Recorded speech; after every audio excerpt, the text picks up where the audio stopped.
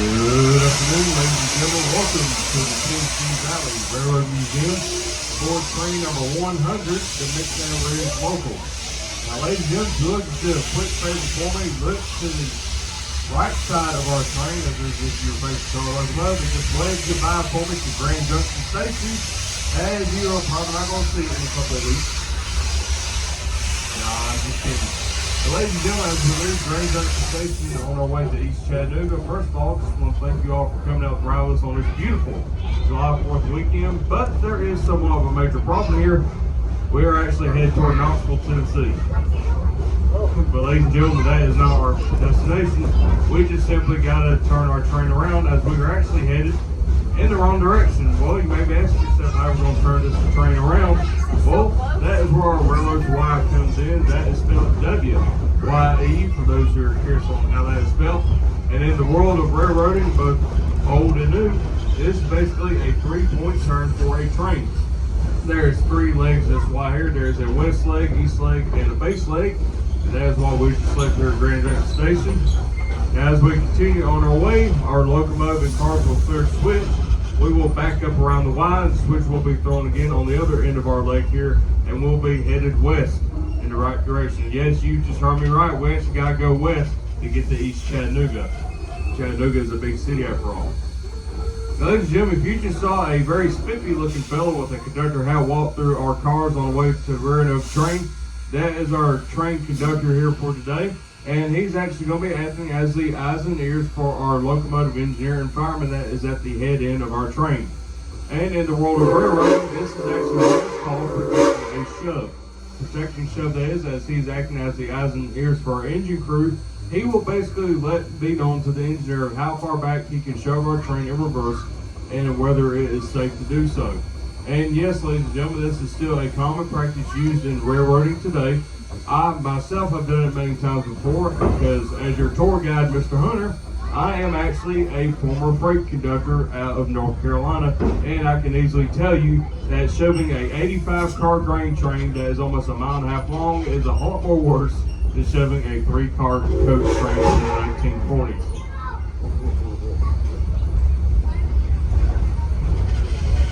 Now, ladies and gentlemen, if you see a railroad right away that actually raises up several feet above our trackage, that is actually the route that replaces the rails that we are traveling on today. And today, that is owned by the modern-day Norfolk Southern Corporation. But instead of using their rail today, we'll be actually traveling out an old former section of Southern Railway, one of what used to be the most dominant forces here in the city of Chattanooga. Now, as we make our way around the Y, there's actually something I want to point out. At one point in time, none of this used to be here, as the depot we have just left is actually a replica station that actually is supposed to represent the original depot in Chattanooga, Alabama, and therefore this replica station will be here at Tennessee Valley in the 1980s to pretty much be a twin of that very station. But back then, when this was under the ownership of the Southern Railway, this was actually site for a former cow farm. Ladies and gentlemen, you just heard me right. There was a cow farm sitting here on this property, a little bit right where our display area is, where this post is right there. And that was a regular freight customer on the Southern Road for bulls and cows to be transported between two and fro here in Chattanooga. Now, if many of you are looking at the gray house that sits up there on top of the hill, that is to the right side of our train, for facing towards the direction of our locomotive, that would actually serve as the original small farmhouse for the cow farm that's here on the property, but now serves as one of the offices here at Tennessee Valley Railroad Museum. If you also see a big brick-looking building that sits up on top of the hill that looks like a small freight station, that is actually the Southern Railway Historical Society, and is actually one of the most biggest preservation efforts here in the United States, as it holds a lot of documents and memorabilia regarding the very famous Southern Railway, as well as some documents for our very beautiful locomotive that is pulling our train.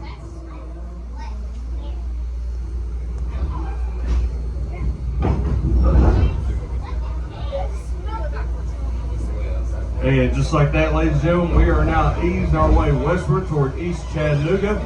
And if some of you have heard 2 short blasts of locomotive number 630 and whistle talk, that is, this is not just a random engine talk. That is actually locomotive signals for, hey, I'm pulling ahead. And in the railroad world, this is actually a very common practice that is still used today. As for example, you may have heard our locomotive get two long blasts, one short blast, another long blast on the whistle. That is basically locomotive talk for, hey, I'm coming through, stand back. And like I've said, this is a very common practice used on many modern different railroads today, as it is called whistle and horn signals. Now I'm sure many of you by now have noticed our small display yard here at Grand Junction Station, where many of our beautiful passenger equipment sits today. And in this yard, this represents some of what I like to call fallen flag railroads that are no longer with us today. In this small display yard, this represents many railroads that used to serve the Chattanooga area, such as the very beautiful, famous Southern Railway, Louisville, Nashville, and the Nashville, Chattanooga, and St. Louis Railway. These railroads are no longer with us in the form of fashion they represented here in this yard, but they do survive to this day through their modern day successors, Norfolk Southern and CSX Transportation.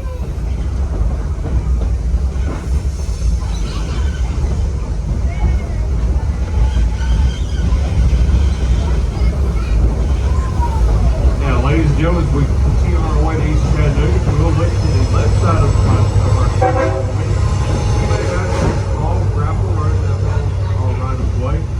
Ladies and gentlemen, that small gravel driveway actually represents the original railroad bed from the 1850s. That's right, ladies and gentlemen.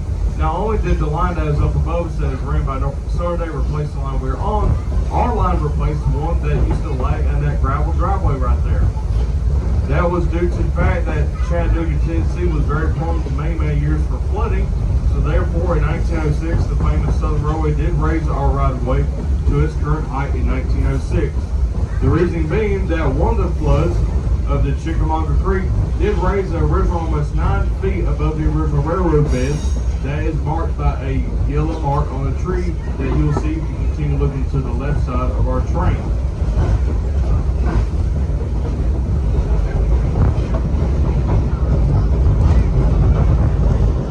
Ladies and gentlemen, you see some stone pillars sticking out of the ground. That is not a natural element of the earth.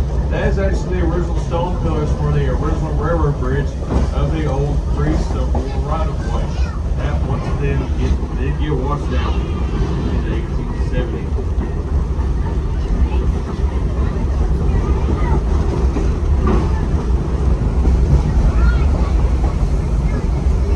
Now we are coming upon another railroad that we will actually be passing over. And this railroad is a very dominant force here in the city of Chattanooga, this being a modern day CSX transportation.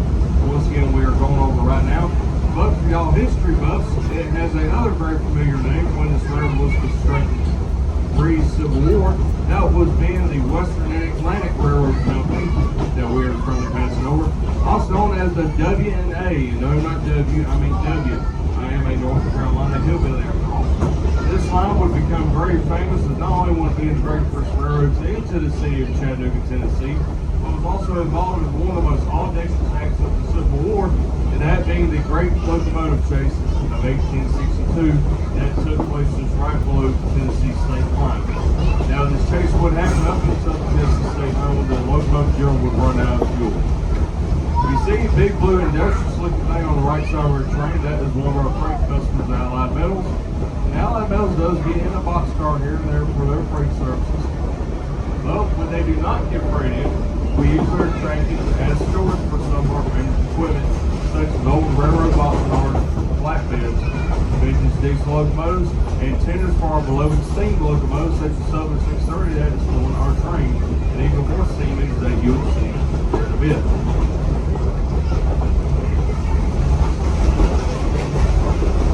Now, ladies and gentlemen, just so happen to be traveling along this route between the years of 1909 to about August of 1970, this would have been a very famous connection point from the city of Knoxville here to downtown Chattanooga, and would have brought you to a very famous connection point known back then as Terminal Station. Terminal Station was the most dominant railroad station here in the city of Chattanooga and quite nearly here in the southeast, but is no longer known today by the name of Terminal Station. It is owned by the famous name called the Chattanooga Choo-Choo. And ladies and gentlemen, you can still see the Chattanooga Choo-Choo, or Terminal Station, whatever we like to call it, downtown on Market Street here in Chattanooga, where it is no longer a train station. It is choo-choo also rings a bell to you. That is because it was made famous by a famous song in 1941 by Mr. Glenn Miller, who got the first gold disc for a very beautiful record. Now, we are coming upon Tunnel Boulevard, one of the more peculiar things that's part of a route, as due to the fact that not long after the railroad's abandonment, the tunnel was removed out beneath the tracks where it used to serve for a road. There was a tunnel for a road that did pass upon on our right-of-way at one point in time where we could legally run over cars, I guess you could say. But it went along sometime in the 1970s when a trestle span was put back in, that tunnel was inherently torn out. So the needless to say, Tunnel Boulevard is tunnel-less. And just like that, ladies and gentlemen, we've passed over Tunnel Boulevard, which means we're coming upon the most steepest portions of our railroad, with rates popping out to 1.5% to 2%, which means we are climbing our way up to Missionary Ridge. Now, originally, back when this track was first laid, the pre-Civil War era, they would follow the path from this, and you can see to the left side of our train, you can see the original right-of-way for that. But we got something a little bit wrong here. We got to go around this great big thing called a mountain bar. So instead of going around it, we're going to go right through it. And yes, ladies and gentlemen, you just heard me right. We do have a tunnel here on the ridge. That is the Missionary Ridge Tunnel, built in 1858 for the railroad. Originally spanned in length of 3 football fields, and will become the ultimate reason why this line was abandoned in the year of 1954. Because after that, not long before World War II, so this was a double-track main line that did have to merge into a single track to go through the tunnel. And ladies and gentlemen, I can needless to say, you try shoving nearly 70 to 80 trains per day through a tunnel like this, that will cause a railroad traffic jam that is not very, very nice. Here in just a minute, you will hear the voice of our locomotive number 630. Also, this whistle sounding for the opening of the tunnel, which means hey.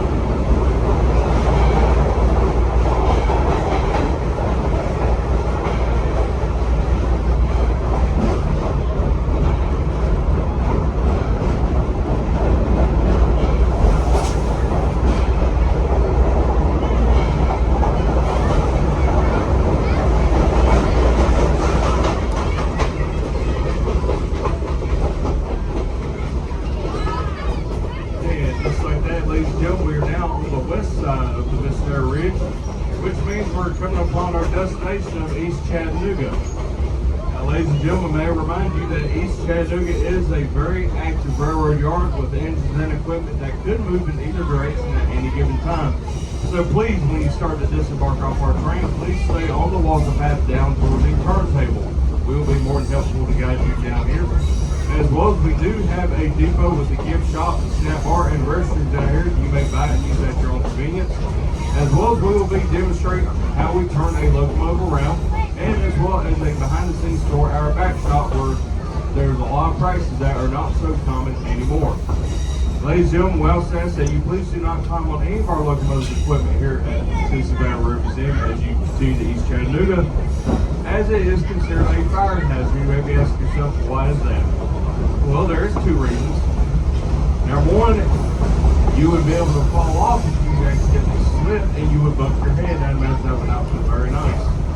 Also, if you did slip and fall while climbing our equipment, I probably should have a laugh at you, and therefore I would probably get fired. So therefore, it is considered a fire hazard. But without further ado, ladies and gentlemen, please do enjoy your time here at East Chattanooga. Once skill and do as you don't come anywhere into your equipment. And most of all, have fun as you see and look into the history of our past. And also enjoy your time here in East Chattanooga where history still lives.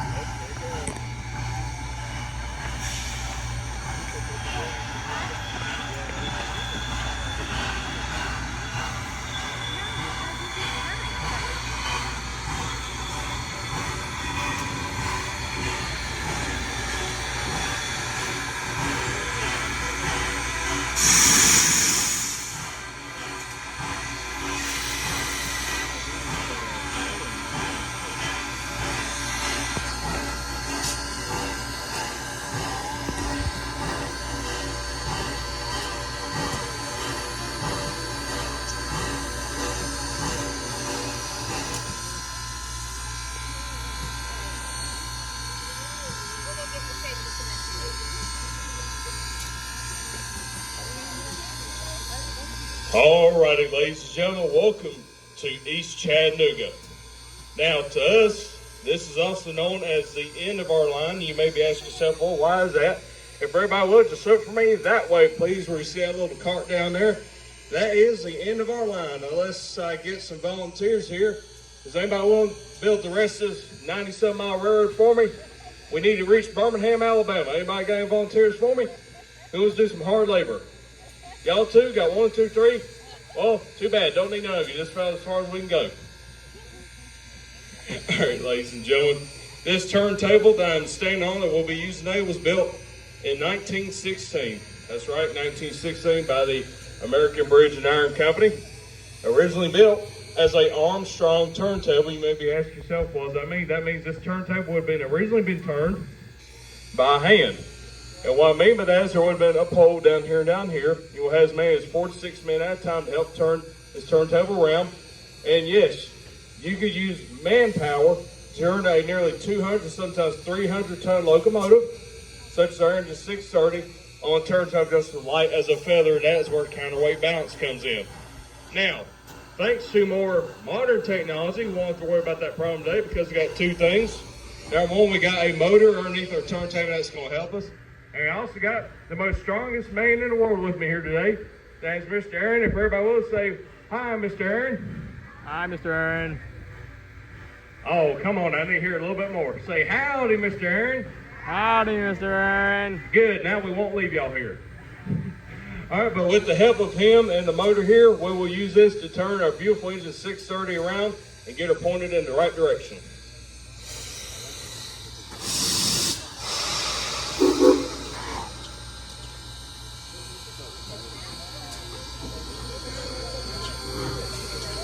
Now, as she makes her way onto the turntable, you may notice a slight little jolt here in just about maybe a second or two. Just like that, and no, I'm not doing jumping jacks over here. As she's making her way onto the turntable, she needs to get about dead center for this to be perfectly balanced.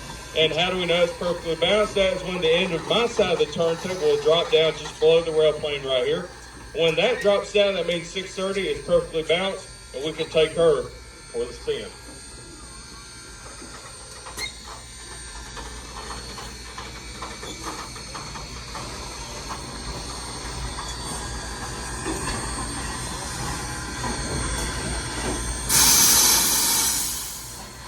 And just like that, ladies and gentlemen, we are perfectly balanced. Introducing to you Southern Railway number 630.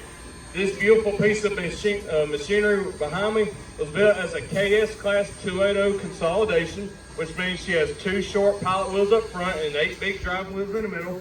And she was built in 1904, ladies and gentlemen, 121 years ago. That's right, you're seeing a nearly century and a quarter old steam locomotive still in operation today.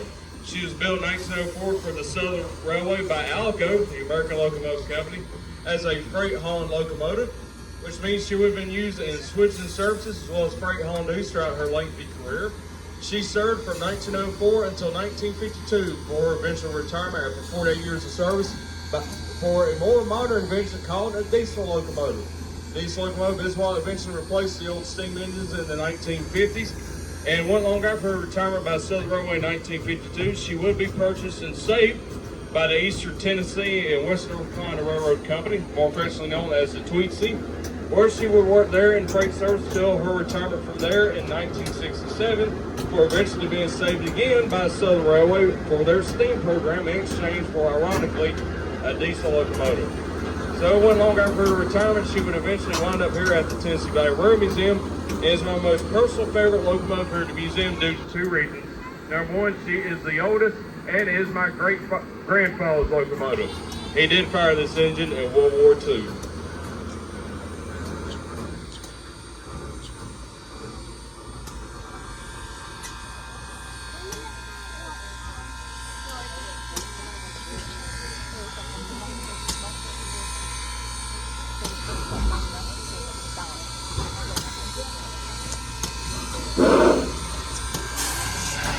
And just like that, ladies and gentlemen, we've turned our beautiful locomotive 630 around.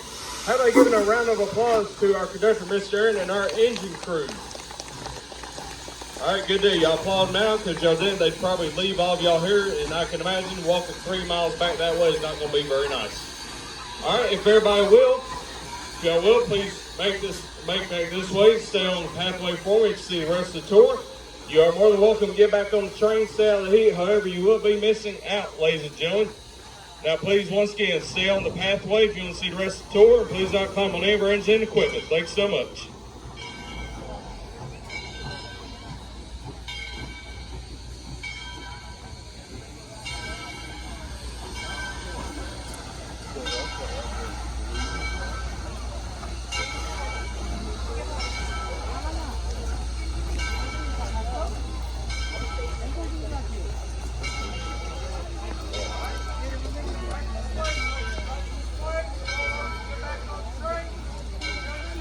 We'll go ahead and get started. Welcome to the Tennessee Valley Railroad Museum's back shops, known to us as the Sewell shops. These shops were built here at the museum in 1982 for a major restoration and overhauling of our locomotives and equipment. Now, with that being said, ladies and gentlemen, there is somewhat of a sad reality here.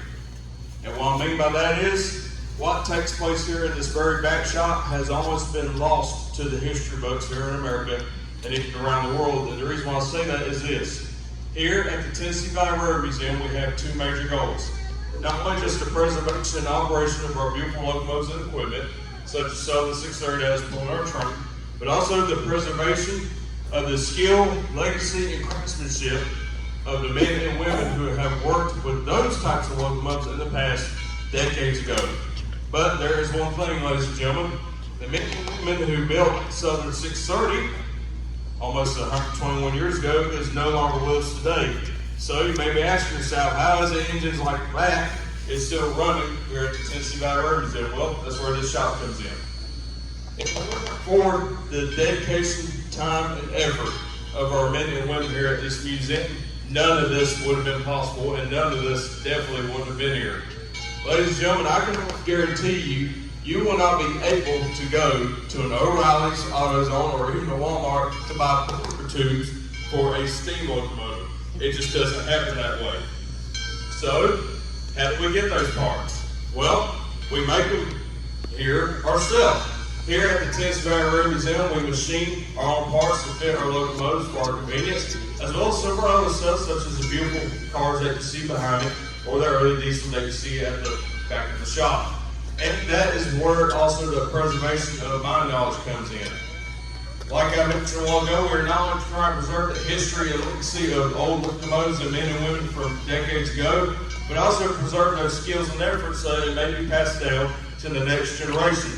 Ladies and gentlemen, I'm 22 years old and I have yet to find a single college that will actually teach you how to operate and maintain a boiler for a steam locomotive. They just don't teach it no more. So it's quite literally here at the Tennessee Valley Railroad Museum, not only does history stand still and extinct, but also it's where history still lives through the time, dedication, and effort of our men and women. A pretty good example of this is, like I mentioned earlier, Southern Railway 630 holds a very special place in my heart. It's a good example of major restoration operation. Like I mentioned a while ago, 630 was my great-grandfather's locomotive in World War II in North Carolina. But if it was not for the preservation efforts of men and women here at this museum, she would have probably been cut up for scrap. Another good example of this is a much more bigger steam engine we have here at the museum. Some of y'all might have saw right there. That is the Southern 4501, an MS class Mikado built 1911. She had 181 sisters that looked just like her, and she was the only one to survive. Mostly due to the fact that digital technology took over, and the only way she is still alive today is because of the men and women who have lovingly cared for her down through the years after her retirement. So, we try to preserve the history and legacy of these engines, but also try to preserve the legacy of railroading here in Chattanooga and around the United States as a whole. After all, I like to say Chattanooga, Tennessee is forever lost in the 1940s and is the railroad capital of the Southeast. Any questions? Any questions at all? All righty, ladies and gentlemen, thank you all so much for coming out to ride with us here today at the Tennessee Valley Railroad Museum. Your tour guide's name is Hunter, but if you can't remember none of that, I hope you remember this today. My nickname is Huckleberry. All right? Thank you, ladies and gentlemen, all so much. We'll start boarding the train again. All aboard.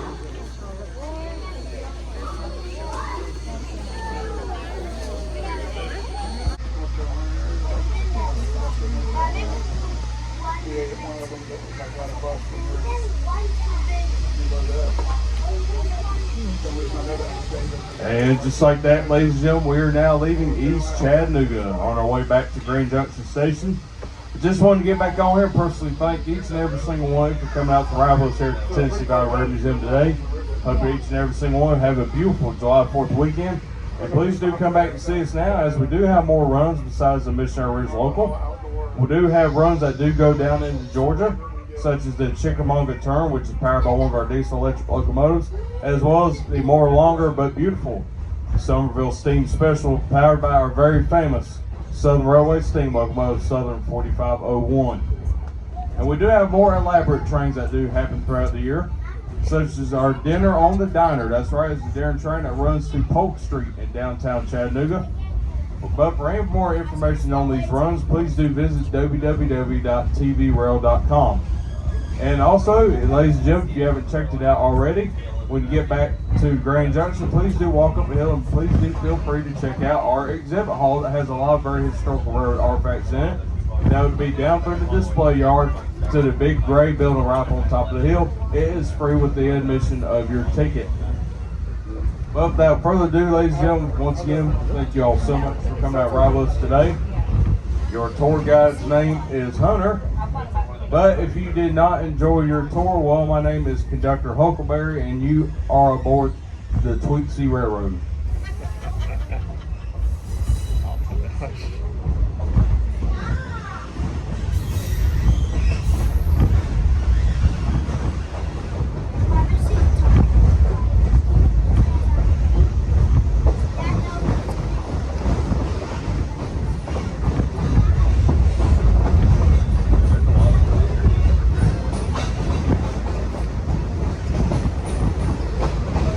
Yeah, for about